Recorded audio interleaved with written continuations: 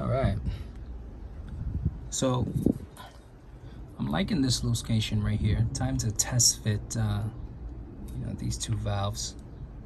And what I decided, I kind of would like to have this like at least in an area where, if I'm sitting, this is the dash. If I need to, you need to be able to adjust this valve right here in and out in order to achieve more or less, clutch slip. So I'm thinking about putting this right about here. At least that way I can just reach over while I'm driving and strapped in. I don't gotta unstrap, I don't have to do anything. There's no one sitting here anyway. There's no passenger seat, so nothing to really worry about. So, right there. And this valve, which is a transition valve, I actually already have the loom pre-wired for clutch pressure, which is dope. I don't know if I can zoom in and see that here. Yep. So I want to kind of put that in a place where, just makes my life easier. I don't really have to do too much rewiring. I don't got to tap into the harness. Probably just patch that up right about there.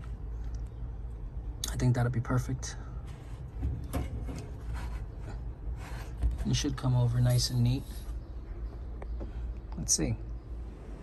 Another thing that I did was swap out these banjo fittings that I was using on the slave cylinder. Not that anything was wrong, never had any leaks. It's been in there for ages with no problems. But what I also realized is that at the bottom of the banjo, it seals flat. It's not concave like the normal inverted fittings are. So it's actually using the crush washers to seal instead of the actual seal at the bottom. I mean, I did you can see just by tightening, it makes like a little bit of a crush, but I don't like that. So, plus the dash 3s are a bit easier to work with. If you look right there, that's the new fitting. I can get that to zoom a little bit. There we go. So that's in there nice. There you go. So now what I'll be able to do at least is that new line has to swivel. So it gives me quite a bit more options, because what it's going to also be doing is going straight underneath the manifold through that hole. And when it comes through this hole here, it's going to come down and meet up with that actual transition valve. So let's see. Yeah, so also for those of you that don't know, I do all my own wiring as well. And right now I'm currently shifting through the loom that I made here. A lot of people actually haven't seen this. Kind of had to dig into this a while back, but to add a couple things, because when I did build this, there's a few sensors that got added since. But currently wiring up and terminating the solenoid. Buried in mess if I can find it. So here's my pressure sensor. That's going to be for clutch pressure. And ground will get done. I'm actually not even going to really sleeve this, because inside the car it's hidden, not exposed to anything. So not a big deal. That'll get terminated right at the chassis. And this power here is going to be controlled via relay, one of those many relays in that fuse panel. And through existing wiring that used to come from my Magnus valve. So let's get that done and move on.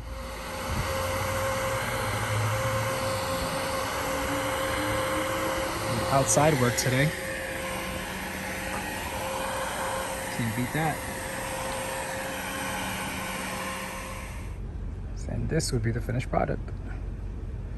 Not labeled, but good enough. They're inside the car. The other part of the harness that comes from the main loom, that's labeled, so I will always know what everything is. Pretty crafty considering what it looked like before this. And these GM Metri packs are dope because, I mean, they are completely weather tight. Like, this whole thing could probably be underwater and you don't have to worry about a damn thing. Especially when you seal them with proper SCL and stuff like that. So, titties! All right, so clutch lines finally here. Time to get to work.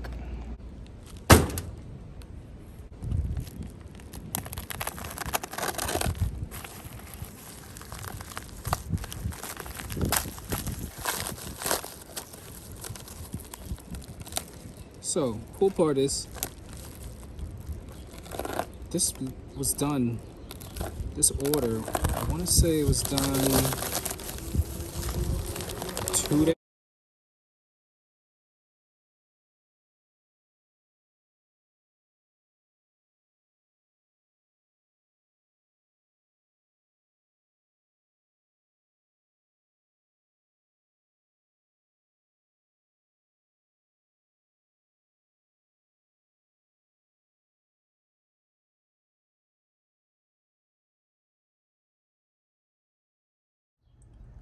Yeah. Getting there. All right. So, that took a while. But we got everything set up. Jesus Christ, this was a bitch to bleed.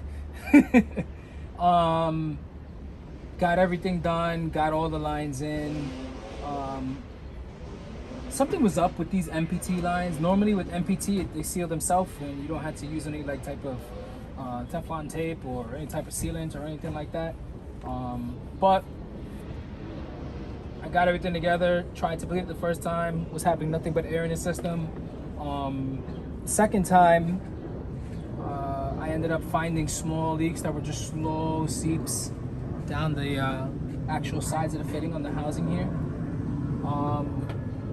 That was just a complete pain in the ass. But, long story short, got it done. Got the system bled.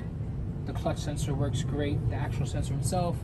It took me a little while figuring out that I actually had the sensor mounted upside down. The T was supposed to be on top instead of the bottom. So like when I actually activated the clutch tamer itself, it was actually letting pressure go up instead of go down. It was just a whole mix up. But that actually, I'll probably show you guys real quick what that actually looks like in real time, at least so that you'll see what to expect when I actually go and make a hit. So thus far though, I got everything back together, got the shifter and the strain gauge back in. Yeah, I'm gonna show you in real time basically what it looks like to watch the actual, you know, the valve, the whole purpose of this video, that watch and see how it works, and we'll go from there. All right, so a quick little session to kind of just show you how this works in real time. Let's get some juice. Oh man, gotta love that C125 dash. Anyway, so this is clutch pressure. I'm gonna pause this because I actually did it already. I'm gonna just show you again. So you press your foot in the clutch, you get, what is that, roughly 950 pounds, whatever that is. The valve is activated, you drop your foot, boom, it drops down here to what, let's say 275. This little bridge right here, this little step outward, is the amount of time before the ECU releases that second valve. Bam. So the first valve controls this, that second valve controls, it's on a timer, it controls this second stage right here, this second level of release. So in real life, right, I'll show you. I am at nothing right now, but let's see. So foot to the floor, 950 pounds, valve is activated. I'm gonna let my foot off. We're at 300 pounds and relay deactivated right now. And now we're free flowing. And that's it. That's literally it. This area right here is gonna be, obviously we're gonna have to tune that. We're gonna have to figure out what's gonna work best. You know, what's gonna create the best 60 foot, what's gonna create the best short track overall. This will probably get, this is kind of, you know, I've been holding this, I did it manually, so, but and realistically, it'll probably be a second or maybe less. Just the amount of time that the clutch gets held out until, bam, it's free flowing again. So that's gonna be some trial and error to actually really figure out what works and what doesn't.